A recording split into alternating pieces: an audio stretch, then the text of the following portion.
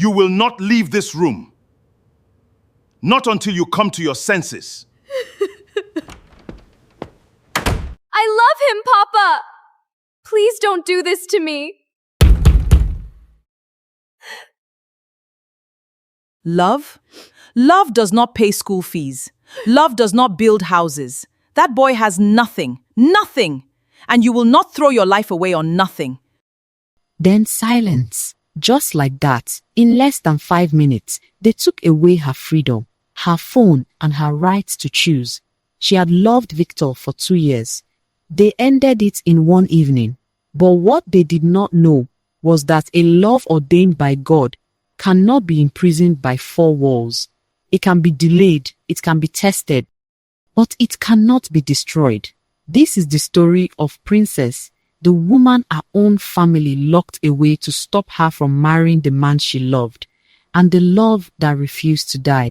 Princess was 26 years old and knew her own mind better than most people twice her age. She was the kind of woman who laughed loudly, loved deeply, and never apologized for either. She worked as a school teacher in the mornings and took evening accounting classes because she believed in building herself quietly, steadily, brick by brick. She was not naive. She had grown up watching her parents build a life around appearances and understood, earlier than most children do, that love in her household was always conditional on something, on performance, on reputation, on what the neighbors would say. She had promised herself quietly that her own life would be different. Victor was not rich. That was the truth, and he never pretended otherwise.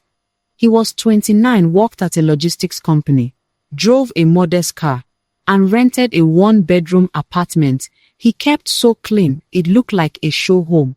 He was not the kind of man who made grand promises. He was the kind of man who showed up every single time without being asked. He had met Princess at a mutual friend's birthday gathering 18 months earlier. He had offered her the last chicken wing on the table without even knowing her name.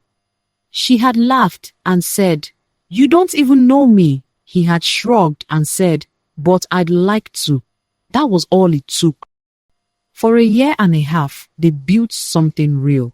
Quiet dinners, long phone calls that stretched past midnight.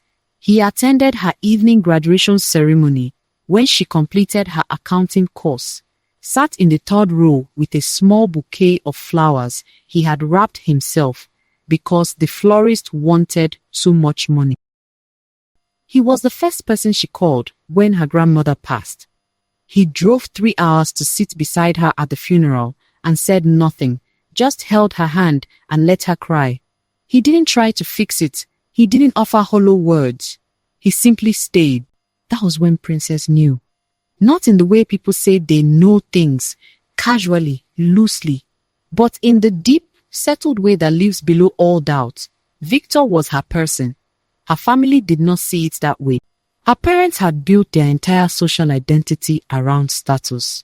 Her father, Mr. Adeyemi, was a respected man in their community, a man people greeted with both hands and called sir. He had worked 30 years in civil service, retired with a pension and a reputation, and wore his dignity like a second skin. People sought his opinion at meetings. Pastors greeted him from the pulpit by name. Her mother was no different. She chaired 2 community committees, organized the annual Women's Association dinner, and wore her designer handbags like armor. She knew exactly what everything cost and what everyone earned, and she filed that information away with the precision of an accountant.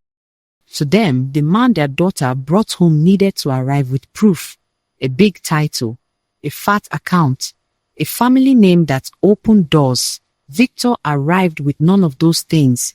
The first time Princess brought him home for dinner, her mother had smiled through the entire meal, the polite, dangerous smile of a woman already planning her next move.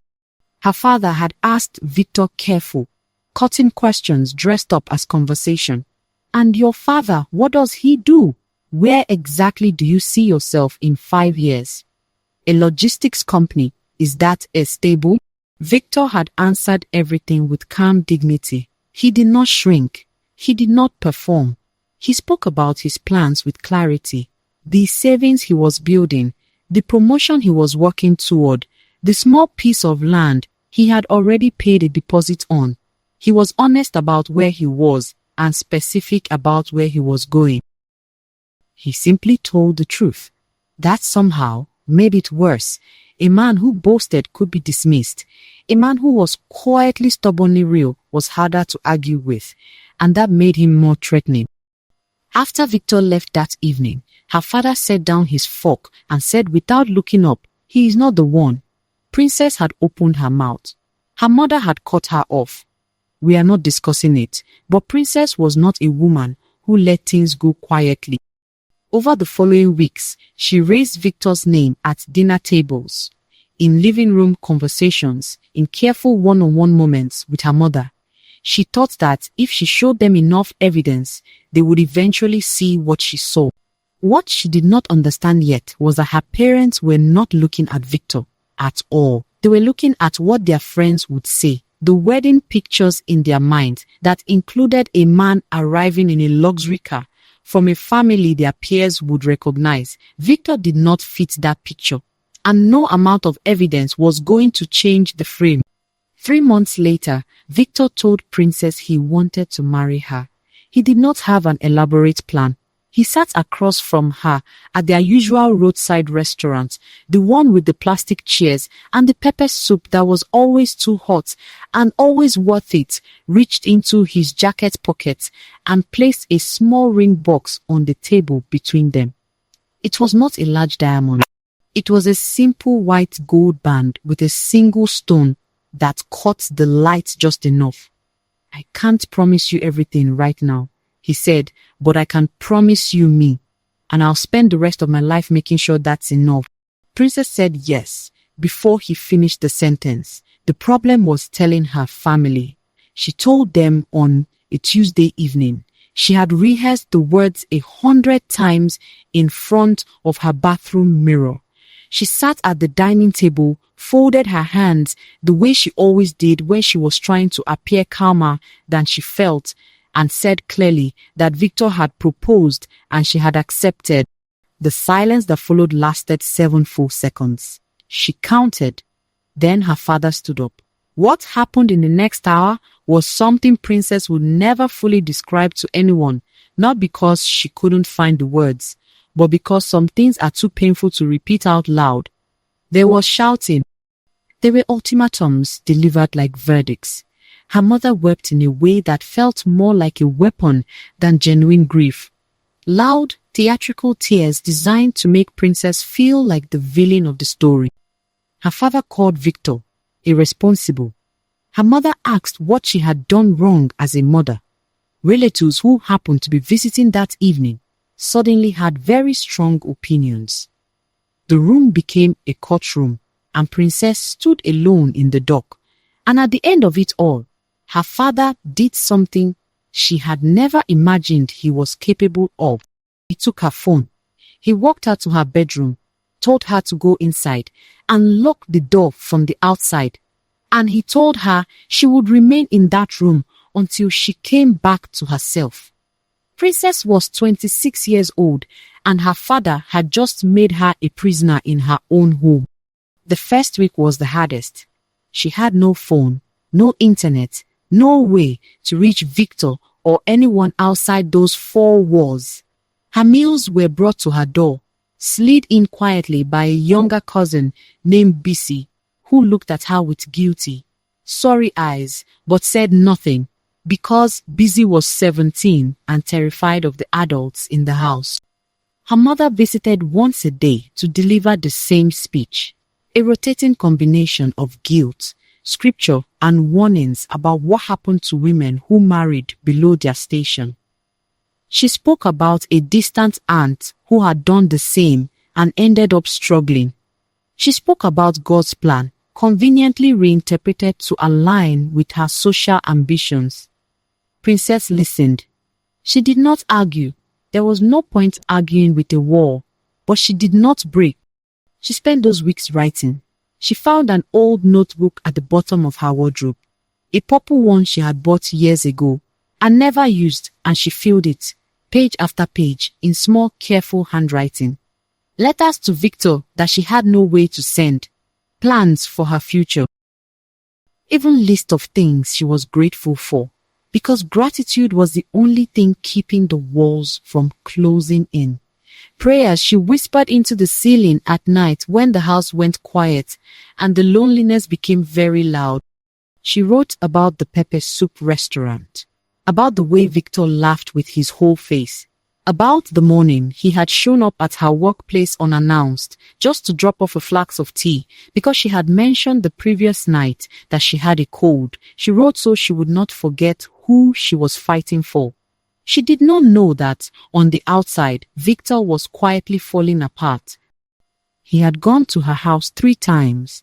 The first time, her father met him at the gate and told him, with the cold finality of a man who believed he was being reasonable, to leave and not return. The second time, a relative answered and told him Princess was resting and did not want to be disturbed. A lie so transparent it was almost insulting. The third time, nobody answered at all. The gate stayed shut. The curtains stayed drawn. Victor was not a man who made sins. He did not shout through gates or send threatening messages. But that third evening, standing in the street outside a house that had swallowed the woman he loved, he sat in his car for 40 minutes and stared at the steering wheel without moving. He thought about walking away. He thought about it seriously, honestly, the way a person should think about hard things. He asked himself whether this was a sign, whether love was supposed to cost this much. He decided it was. He did not give up. He just changed his approach. He wrote a letter, a real one, on paper, in his careful handwriting, sealed it in an envelope, and found a way to pass it to Bisi outside the compound one afternoon.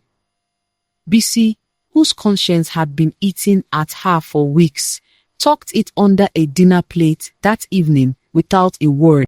Princess found it when she lifted the plate. She sat on the edge of her bed and read it 4 times. Then she pressed it against her chest and closed her eyes and breathed for the first time in what felt like weeks. "I'm still here," the letter said. "I'm not going anywhere. Take care of yourself. I'll find a way. Yours, V." 11 words. They were enough. The turning point came in the 5th week, and it came from the most unexpected direction. Princess's younger brother, Emeka, was 18 years old. He was quiet by nature, the kind of boy who observed more than he spoke, who noticed everything and said very little. He had watched the whole situation unfold from the edges, said nothing to anyone, and then one evening, he walked to Princess's door and knocked twice. "I told Dad something today," he said through the wood. "What?" Princess asked, pressing close to the door. "I told him that if he doesn't let you out, I'm leaving too. I said I'd pack my bags and go stay with Uncle James, and I wouldn't come back until he fixed this. And I told him I meant it." There was a long silence. "He cried, Princess," Emeka said, and his voice was different now, quieter, younger. "I've never seen Dad cry before, not like that." He sat down at the kitchen table and just cried. Princess leaned her forehead against the door. "Why did you do that?" she whispered. "Because what they're doing is wrong," Emeka said simply, "and someone in this house had to say so." Her father came to her door the following morning, earlier than usual, before the rest of the house was awake. He did not apologize with words. He was not built that way, and Princess had long accepted that about him. Apologies, in their family, came in actions, not sentences. But he unlocked the door and stood in the frame and looked at his daughter, really looked at her, for what felt like the first time in years. She had lost weight. Her eyes were steady but tired. She stood straight, the way she had always stood, that particular straightness that was entirely her own. And she looked back at him without anger, without performance, just clarity.